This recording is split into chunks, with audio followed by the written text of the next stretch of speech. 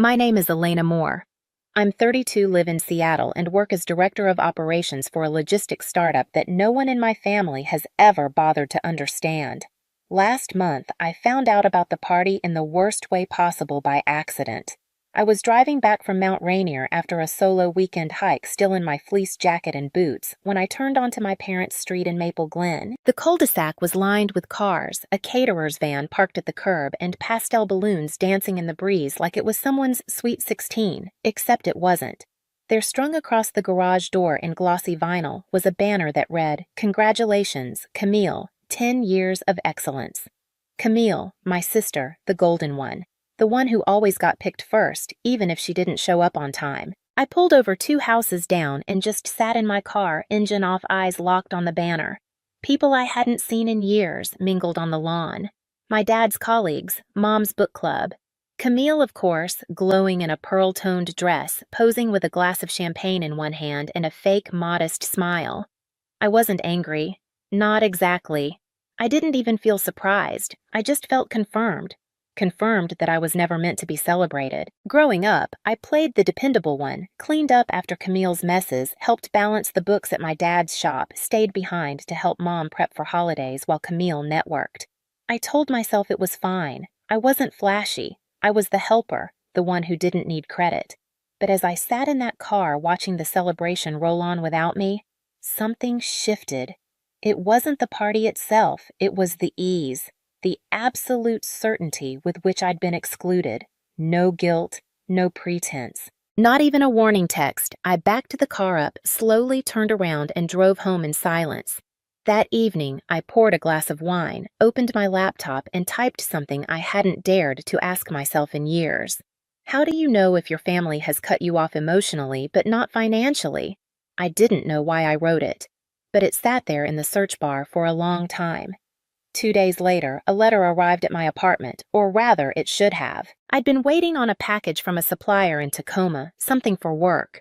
But instead of a box, there was a pale yellow slip in my mailbox that read, "Mail delivery." Paused due to recipient mismatch. I blinked at it, confused. I hadn't changed addresses. I hadn't updated anything. I went inside, logged into my USPS account, and pulled up the recent activity. And then I saw it. A digital change of service form had been submitted under my name 2 weeks ago, rerouting my mail permanently to an address in Bellevue. My sister's address. I stared at the screen. No way. This had to be a mistake. I called the local post office. A woman named Debbie tried her best to be helpful. "It looks like the request was signed electronically," she said. Authorization came through as Elena K. Moore. "That's me," I said flatly. "Well, was it you?" I could hear her hesitation. This wasn't the first time someone had been impersonated. "It wasn't," I said, "and I don't have a middle initial." "Oh." There was a silence between us, heavy, awkward. "I'll file a report," she added quickly, "and I suggest you visit in person and reset your delivery. Bring ID, and maybe check with whoever submitted that form. I didn't need to. I already knew." That evening, I got a voicemail from an unfamiliar number. I almost ignored it, but something made me listen. "This is Thomas Elbridge, estate attorney for the Moore family. I was reaching out to follow up on your portion of the trust paperwork. It's been over 3 months since we sent your packet, and, well, we've received no reply. I'd appreciate a brief call." I froze. Trust paperwork. I hadn't received anything. I called him back immediately. He was polite but curt, like a man juggling too many quiet crises. "It's probably best if we meet," he said. "There's something you should see." The next morning, I took the day off and drove to his office in downtown Seattle, a high-rise that smelled like old coffee and colder money. He met me in the lobby and walked me to a conference room with no windows. "I want to clarify something." He began placing a folder on the table. "The revised trust was filed 6 weeks ago, but your original version. Your name still exists in our archival system, and unless it's formally revoked by both parties, it's still binding." I frowned. "I don't understand." He opened the folder and turned it to face me. There on the first page was my name, Elena K. Moore, typed cleanly above the words, "Co-beneficiary, Moore Family Holdings." It was dated 14 months ago, and it had both of my parents' signatures, The newer version, stripped of my name, was signed just 6 weeks ago. I looked up at him.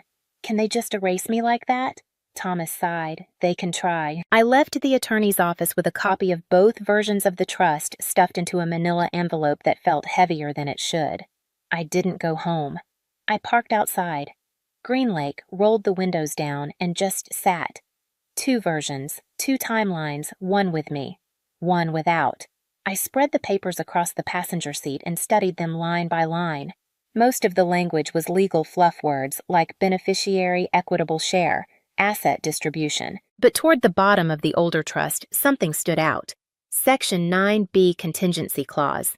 If either beneficiary is removed from the trust, for any reason, a 60-day arbitration window is granted, during which said party may present documentation of prior financial contribution or demonstrate ongoing material involvement in family holdings. Upon validation, original allocation may be reinstated. I blinked. May be reinstated. It wasn't a guarantee, but it was something. And more importantly, it was still valid because the newer version didn't revoke it. There was no clause that nullified the contingency.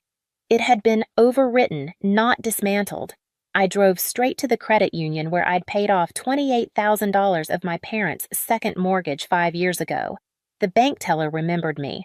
I had the receipts emailed before I even pulled out of the parking lot. I found the invoice for the roof I'd helped replace the furnace I'd paid for the emergency plumbing that Christmas no one thanked me for. I printed it all.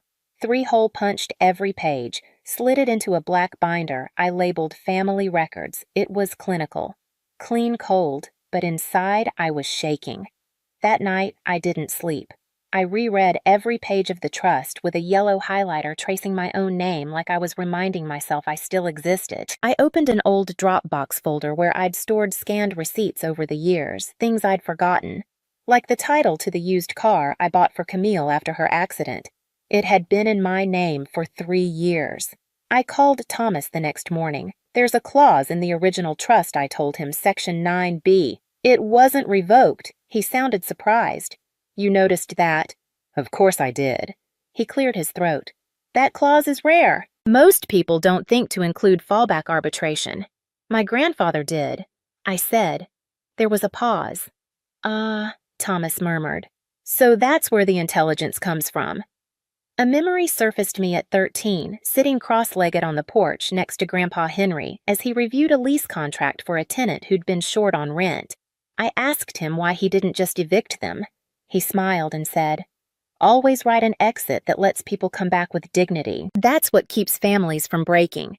He was a man who trusted paper over promises, and I suddenly realized he must have built this clause in for me. I closed my laptop slowly and stared out the window at the gray Seattle morning. They signed everything over to Camille, but the contract still had me in it.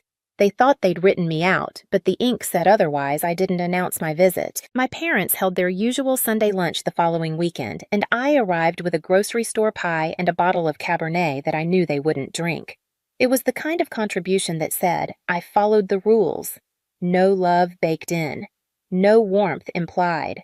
The house smelled the same. Rosemary chicken lavender air freshener and the faint burn of something slightly overcooked, familiar but not home. My mother was arranging plates on the counter, giving instructions to a girl I didn't recognize, likely one of Camille's interns. When she saw me, her expression brightened with performative surprise. "Elena, we didn't know you were coming." "Of course you didn't. I brought dessert," I said. She took it and set it on the counter without looking at it. Camille floated in from the hallway in a soft pink dress that matched her nail polish. "Hey," she said with that silky voice she used when cameras were near. "You made it. I had the day free." "Good," she replied too quickly. "We saved you a spot at the big table." I blinked. The big table.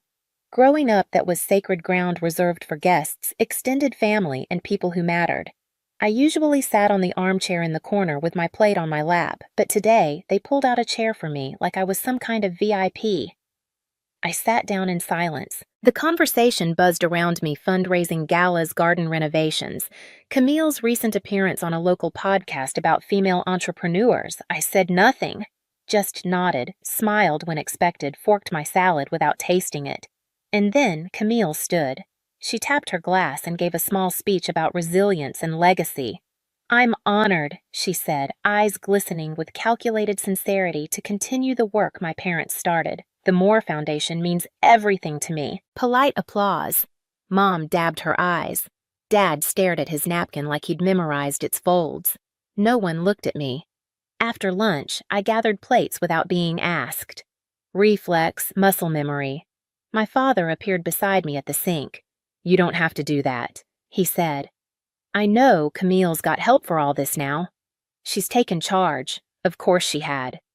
I placed the final dish in the rack, dried my hands, and turned toward him. "Funny," I said quietly, "how easy it is to take charge of something when someone else already built the foundation." I didn't wait for his reply. I walked upstairs to the guest bathroom, the one I painted 6 years ago after Mom's surgery. It still smelled like lavender and pine saw, and it still didn't feel like mine. The guest bathroom hadn't changed. Same pale blue hand towels, same ceramic soap dish shaped like a seashell, and on the back of the door still hanging was the decorative wooden plaque I'd bought from a local artist that read, "Home is built, not inherited." I remember giving it to Mom after her surgery. She'd hugged me, eyes misty, and said, "You always know the right thing to say." Now I wondered if she even remembered I was the one who gave it to her. I opened the medicine cabinet for no reason at all, habit maybe, behind some expired ibuprofen and a crumpled receipt from Trader Joe's. I saw something wedged in the corner, a photo frame. I pulled it out slowly. Inside was a picture I remembered vividly, our family trip to Whidbey Island 10 years ago. Camille had insisted on matching denim jackets I'd set up. The tripod clicked the timer and run into place at the last second. But this photo, it only showed 3 people. Mom, Dad, Camille. I stared at it, throat tightening. The background was the same. The lighthouse, the cloudy sky, Camille's red scarf. But I was gone. I flipped the frame over, hands trembling slightly. The back wasn't sealed. I pried it open. Tucked behind the photo was the original, creased but intact. There I was, grinning between my parents' arm slung around Dad's shoulder, my own red scarf half covering my chin. They had cropped me out. Not just from the trust, not just from the party, from the memory itself. I sat down on the closed toilet lid, the real photo in my lap. My stomach turned, not with rage. No, it was something quieter, colder, a kind of recognition. They hadn't forgotten me. They had rewritten me. They had reshaped the past to justify the present. I folded the original photo, slid it into my purse, and put the edited version back into the frame. Let them look at their neat little lie. I wasn't going to correct it. I was going to expose it. As I stood, my phone buzzed. A message from Camille. "Let's not make this messy. You were never meant to have it anyway." I stared at the screen for a long time, not blinking. She had no idea how cleanly I could dismantle a lie, and I had no intention of screaming. Silence, I had learned, was so much sharper. The next morning, I skipped coffee. I didn't need it. My nerves had already gone electric. I drove straight to the county records office in downtown King County, signed in at the visitor kiosk, and asked for all recent property transfer filings under the Moore name. The clerk handed me a digital tablet and motioned toward a corner workstation. The file came up faster than I expected. There it was. The lake cabin near Cle Elam, our family's quiet place for holidays, retreats, and reconciliation attempts. It had been transferred 3 months ago from my father to Camille. Full title. No co-signers. I scrolled down. The deed had been notarized the same weekend Dad was hospitalized with a minor stroke. I remembered the date because I was the one who drove him to urgent care. We'd sat side by side in silence while he clutched a bottle of water and muttered about the hospital being too cold. He hadn't signed anything that weekend. I was sure of it. I zoomed in on the signature Ronald D. Moore. The loops were close, the angle almost right, but not quite. It looked practiced. I'd seen that signature for decades on school permission slips, checks, even birthday cards. This one looked like someone trying to imitate from memory. I printed a copy and slipped it into my folder. Next, I pulled up the notary information. A remote notary service, registered to a woman named Lauren Bell. I blinked at the name. Camille's former roommate from undergrad. I leaned back in the hard plastic chair and let the silence press in. I didn't feel angry. Not yet. What I felt was that same cold clarity I'd learned to live with. This wasn't an oversight, it was a setup. By noon, I was at the office of Mr. Rowan, the estate attorney who'd handled my grandfather's affairs. He'd long since retired, but still kept an office behind a dental clinic in Kirkland. He remembered me the moment I walked in.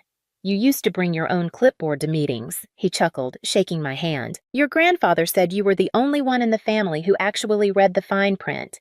I didn't waste time. I laid the deed and trust copies on his desk, showed him the signature, the dates, the notary. He frowned. "That's off," he muttered, "and if your father didn't authorize it, this could trigger something important." "What?" He opened a drawer and pulled out a thick brown file. "A contingency trust," he said, "created by your grandfather in your name 10 years ago." "A contingency trust," I echoed, staring at the folder in Mr. Rowan's hands. He nodded. "Your grandfather set it up to activate only under 2 conditions: if your father was incapacitated, or if there was credible evidence of fraudulent asset transfer." He tapped the forged deed. This might qualify for both. The file was thick, but the clause I needed was on page 3, typed in my grandfather's meticulous language, full of formal grace and strategic foresight. "In the event of misconduct regarding family holdings, the designated heir retains full right to petition for sole control contingent upon documentation and witness validation." I swallowed hard. My grandfather had left me a weapon. Not for revenge, for clarity. Mr. Rowan slid the folder toward me. "Do you want to pursue this?" "I already started," I said. That evening, I laid everything out on my dining table like evidence in a silent trial. 2 trust documents, mortgage receipts, copies of text messages, deed transfers, the notary registry printout, the photo they had cropped me out of, and then I added one last thing. A folded note, soft at the corners, yellowed slightly with age. I'd found it tucked into the back of one of my grandfather's gardening books after he passed. I had never fully understood it until now. "Elena, people forget names, but they remember steadiness. Your voice doesn't need to be loud to carry weight. If one day this house no longer makes room for you, don't knock. Walk in with proof of who you are. H." I reread it twice, maybe 3 times, then I slid it into the front pocket of my binder. By morning, I had booked an appointment with a private estate lawyer, someone my friend from law school recommended for cases where things are quietly dirty. I met her in a minimalist office with no branding and a view of the water. Her name was Jada Quinn, and she read through my materials without a single pause or raised brow. When she finished, she simply said, "They messed with the wrong daughter." I nodded. "I don't want to scream. I told her I just want the record corrected." "Good," she replied, "because nothing cuts cleaner than documented truth." We spent the next 2 hours preparing the motion. Not a lawsuit, not yet, just a petition to freeze all Moore family assets until the trust documents could be reviewed in probate court. Before I left, Jada handed me a pen. "When you sign this," she said, "you don't just claim your share, you reclaim your story." I signed, and in that moment, I didn't feel victorious. I felt seen. The house looked exactly the same. Same black shutters, same copper wind chime by the porch that Mom insisted sounded like balance. But when I stepped out of the car heels clicking on the driveway, I didn't feel like a daughter coming home. I felt like a witness arriving to confirm what she already knew. Camille opened the door before I rang the bell. She wore ivory again, that color she loved, as if claiming purity could overwrite every lie. "You look serious," she said. I held up the black binder. "I am." Inside the living room was staged like a negotiation scene. My father in his recliner, arms folded, my mother on the edge of the couch with a tray of untouched scones, Camille standing tall, hands clasped like she was chairing a foundation board meeting. I placed the binder on the coffee table without sitting. "This," I said, "is the original trust signed and sealed. This is the contingency clause. Your current version failed to override. This," I pulled out a copy of the forged deed, "is illegal. And this," I dropped the notary registry, "connects your witness to your roommate." No one moved. Dad cleared his throat. "Elena, sweetheart." "No," I said. "Not this time." Camille stepped forward, smile tight. "You really came in here thinking you could flip everything over some old clause and a photocopy." I reached into the binder one last time. The letter from Grandpa Henry. I didn't read it aloud, I simply placed it down. Your lies are printed, I said softly. Mine's handwritten guess, which lasts longer. A silence settled thick and final. Then my phone buzzed. On speaker. Attorney Jada Quinn's voice poured into the room. This is official notice that the Moore estate is under legal freeze pending review. All property actions are suspended. Parties may not transfer, sell, or claim ownership until proceedings are complete. Camille's mouth parted. Mom looked like she'd swallowed glass. Dad stared at the rug. Smaller than I'd ever seen him. No yelling, no chaos, just the sound of everything recalibrating. I turned toward the door. Elena, Mom said behind me, voice barely above a whisper. We didn't think you'd want any of it. I paused. Just long enough. Funny, I said, hand on the knob that you gave it all away before asking. And then one last line. Measured, simple, surgical. You said, I gave up on this family, but you signed first. I walked out without slamming the door. Later that evening, I stood on the porch of the lake cabin, my name now on the title. The air was cold, quiet, laced with pine. And truth. I didn't need revenge. I just needed the records to reflect what they tried to erase, and now they did.